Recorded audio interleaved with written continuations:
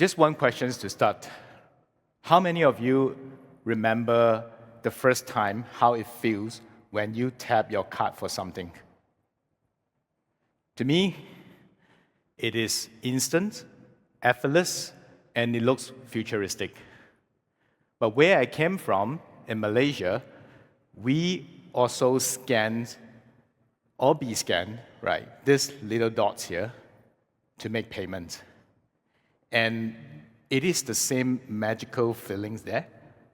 But the paradox here is, whatever that we see, this QR code, it is actually shifting how the payment industry works today.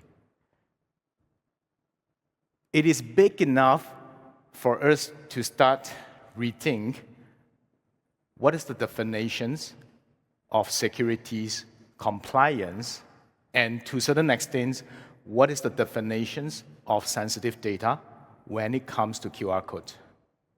So now, please go ahead and scan it. You're not going to make payment to me, don't worry. This is just my profile. So this is exactly what you will see. I'm Nicholas Lim. I'm the CTO of SourceBase, a fintech company in Malaysia. And what we do day in, day out is really to challenge the norms, to build the futures of payments, and more importantly, securely. Right? So today, what I'm really going to share with everyone here is how this QR code at the part of the world that I'm living in has been quietly changing the story of payments, and why do we need to reimagine the security that we once knew.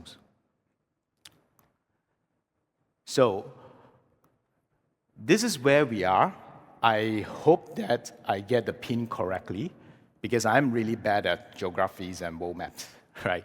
So I would like to invite everyone to go on a journey with me back to where I came from. It's 16 hours, it's long. So Malaysia, back in Southeast Asia. So to give everyone some context here, there are a couple of well-known or probably bigger names when it comes to national QR in Southeast Asia. So we have in Malaysia, we call it Do It Now, Singapore SG QR. We have QRIS in Indonesia. Thailand, we have the Thai payment QR, and we have Vietnam QR, Viet QR, and also Philippines QR. So all these are just national QR codes. There are more than that, but these are a few that is potentially would be able to ring a bell if you heard of it before. But have you ever wondered why QR payment is so popular in Southeast Asia? So this is what I like to term as the four forces coming together and form a perfect storm. So first, we have this mobile-first leapfrog situations in Southeast Asia. And mobile has been essential for most of us on a daily basis for a long time. But what really changed is during COVID. So everyone, in order to survive, if you want to buy something, if you want to purchase something, nobody wants cash anymore. And you can choose between cards and QR. And most of the smaller merchants, especially F&B, they go with QR rather than cards because the card facilities is expensive or the reader is expensive, so they may not be entitled to it, right? So that's one. Second, there is a drive from the Government Financial Inclusion Initiative. So most of this QR that you see today is a government-led QR. So what it means is that they include the QR payment as part of the national's payment infrastructures. Right? So that gives it a boost. And third is low cost, low friction. You don't need a very complex infrastructure to run QR. It's just code. And eventually, now, what really happens is cross-border interops. So think about it. When we started, I still remember that most of the payment service provider in Southeast Asia would have their proprietary QR. It's not even a EMV core payment mark standard. So what happened back then is a way to pay, and that's about it. But it grows so fast that there is a lot of different QR standards around the countries. So eventually, The government decided to, hey, let's put a standard to it, and we consolidate it. So there goes our national QR. But today, this national QR is actually forming a regional payment web. So what does that mean? They are interchangeable. I can use my Do It Now QR in Singapore, in Thailand, and vice versa. So this isn't really a story about a super apps trying to get dominance over another super apps, but it is a public infrastructure built and led by the government to connect peoples and payments. And as a result, billions of dollars flow through this QR code. The question remains, is it safe? Do we have the necessary securities to govern what we need to protect? We will drill into that later. So before I go any further, I think it's only fair to give everyone a feel of what is QR code payments. I mean, some of you guys may have used it, or some of you heard of it, or some of it doesn't know what it is. So I think it's good to include that. So when we talk about QR codes in Southeast Asia, there's two types of QR payments. First, we have merchant presented. As its name suggests, it's very simple. The merchant show a QR code, whether on the terminals, a smart terminal screen, or it's just a piece of paper on the standee.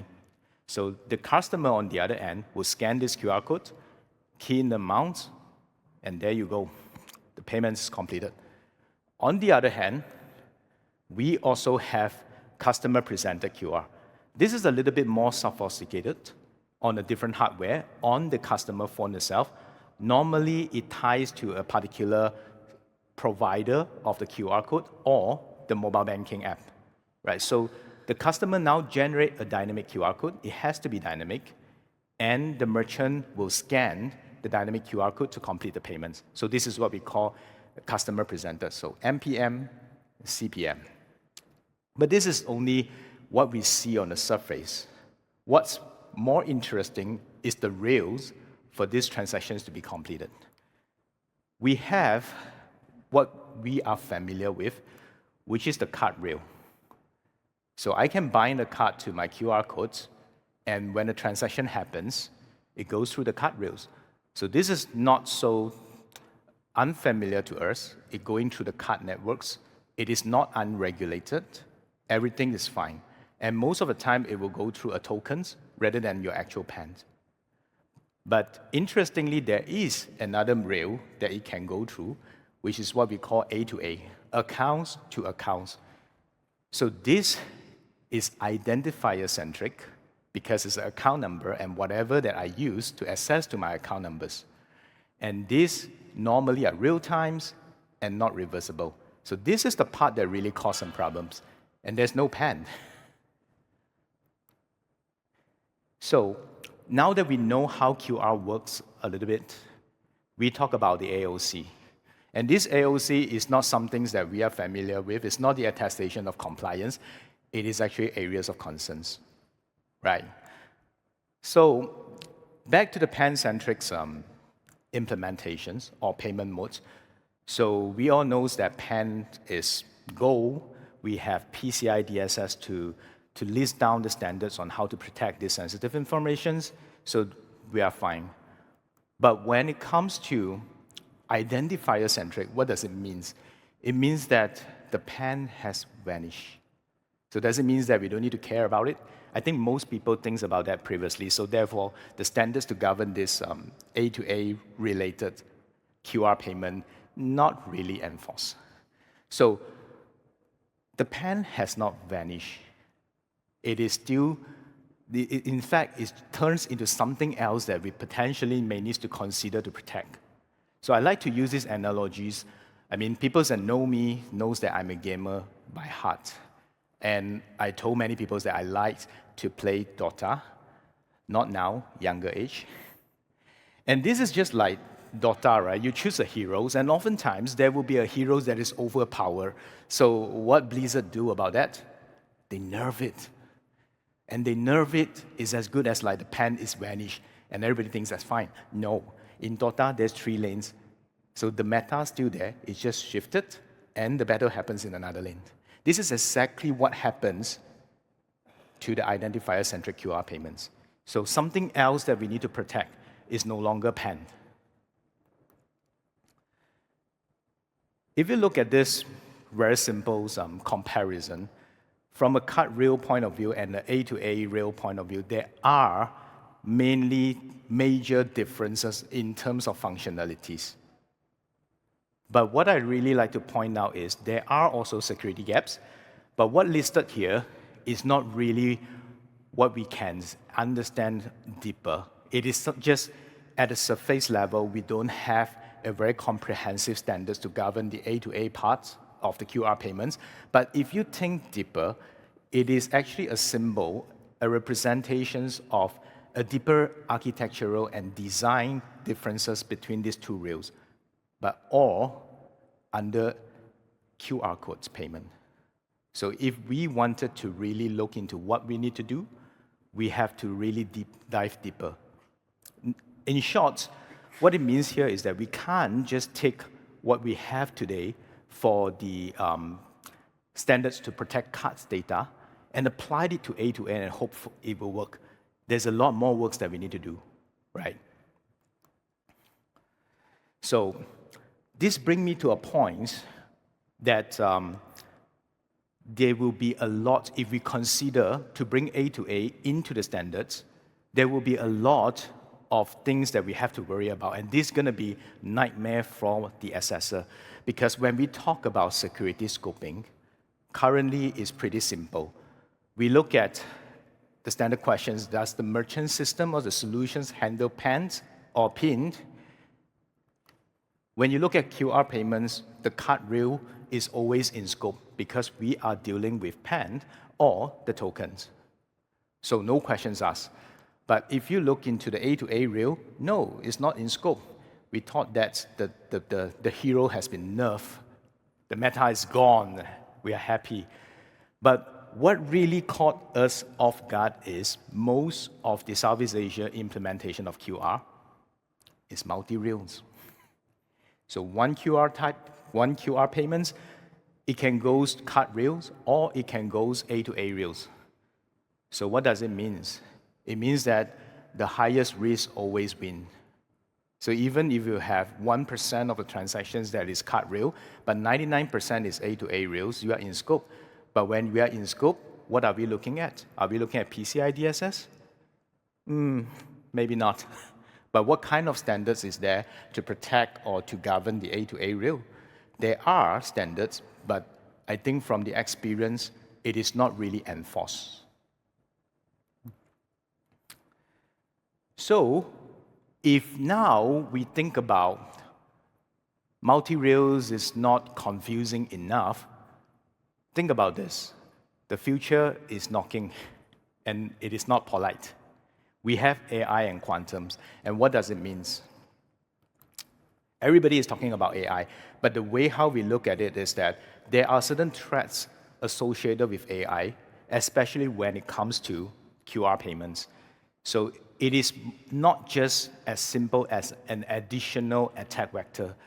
Think about it as a multipliers, an attack multipliers. So QR has made a lot of things a lot more realistic.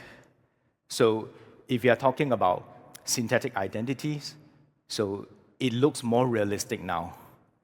So I'm sure many of you have seen videos on your LinkedIn or your social medias that is not the real person talking, but it's pretty hard to differentiate, right? And if you talk about account takeover, now it's harder to defend. So this is the threat that AI bring in. And of course, we all talk about quantums and we all talk about when the Q day is going to be. And I don't think anyone would have an answer for that. It could be years, it could be 10 of years, we don't know. It could be as soon as next year. But what happens really now is this concept that we call harvest now, decrypt later. So we just harvest whatever that we can, or those is encrypted, but we may come and decrypt it later. The danger of this is really, what are we harvesting? So if we are harvesting a one-time pin, nothing much. But if we are harvesting a root key, that's something else. So I just wanted to give everyone a feelings of QR payments is not new in Southeast Asia. It has been there for years, maybe tens of years, if I can remember correctly. But it has not changed when it comes to governance, standards, and securities. So is it safe to use? It's being used every day now, but something has to be done on that. And I want to leave everyone into these concepts of a compliance clock where our payment industry is built on. We have our PCI, DSS, PCI pins, and many more other standards governing the PANs and pins. But on the other hand, what we really need to look at is the future. On the track clocks, we have to be proactive. We have to anticipate what's happened next and think about, is there any things that could be potentially risky? And we have to do some things right now. So if I may summarize what I have talked about, there's three things. QR has been there for years, and it is changing how we pay, at least in Southeast Asia. And the A-to-A rail, the account-to-account rail for QR is actually changing what we need to protect. So it's no longer the PAN, it's something else. It could be a phone number, it could be a proxy ID, or even your social ID. But the future of AIs and quantum is going to change how we're going to defend. So the way how we're going to identify there are issues, there are threats, there are risks is going to be different.